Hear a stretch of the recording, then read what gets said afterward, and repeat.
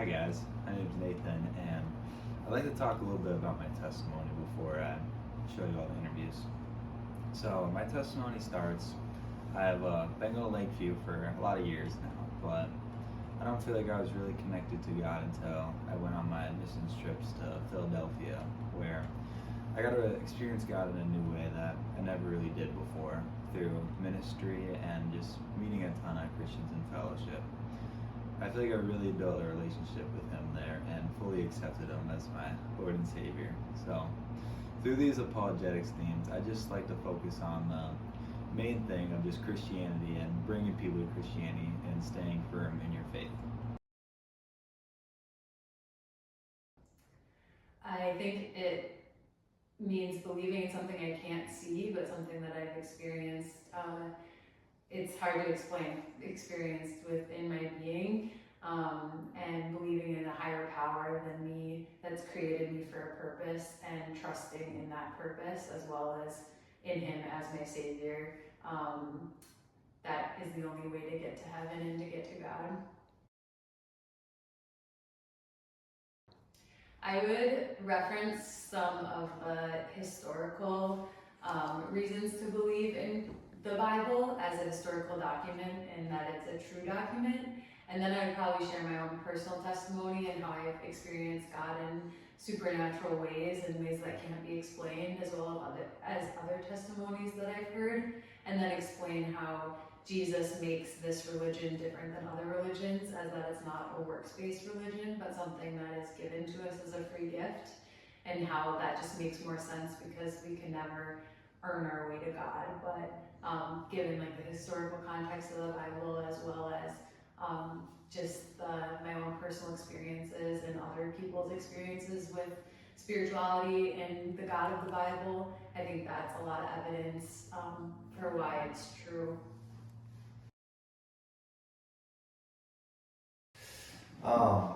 Certain evidences for me oftentimes are coming from my belief, from what I've experienced, in what I've experienced through others in their testimonies of who God is and what they've done for Him, specifically just people that I've met throughout my years, in testimonies of faith, of God coming through in prayer, and proof that He's still working today and still alive today in the lives of others.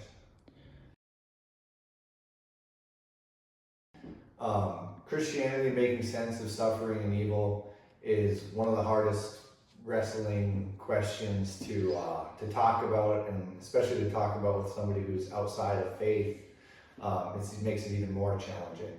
But the biggest thing with suffering, with evil in the world is being able to know that the story isn't over, that after everything is done, after your time on earth is done and everybody's, that there's more to come after we die. I think that making sense of it and giving actually hope, as opposed to being okay with the suffering and evil that everybody can acknowledge is real, whether you're in faith or not. That's important, because when you have hope to look forward to at the end of your days, then yeah. I think that I think that there's a lot of conflict with faith complementing reasoning. I think that it's a hard thing to wrestle with, but I think there's enough reasoning behind faith that everybody can acknowledge that there's things that don't make sense in the world, that there's things that aren't adding up, that you can trace as far as you want to a big bang, you can trace as far as you want to the beginning, but everybody gets stopped at the same point, in which case everybody starts exercising faith, whether that be faith in God or faith in a science or a hypothesis.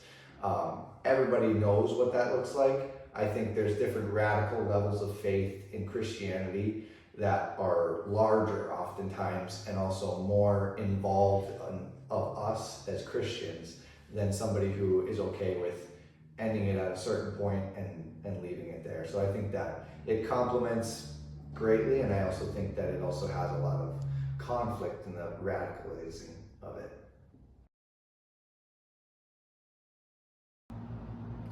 I think social media is one of the biggest challenges.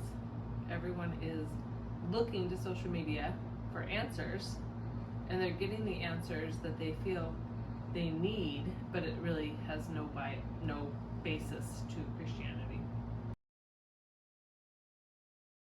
You just have to have a conversation in love and truth. So you have to be able to look at your truth and be able to defend your truth, and then have patience and kindness for what they believe is their truth, but know your truth.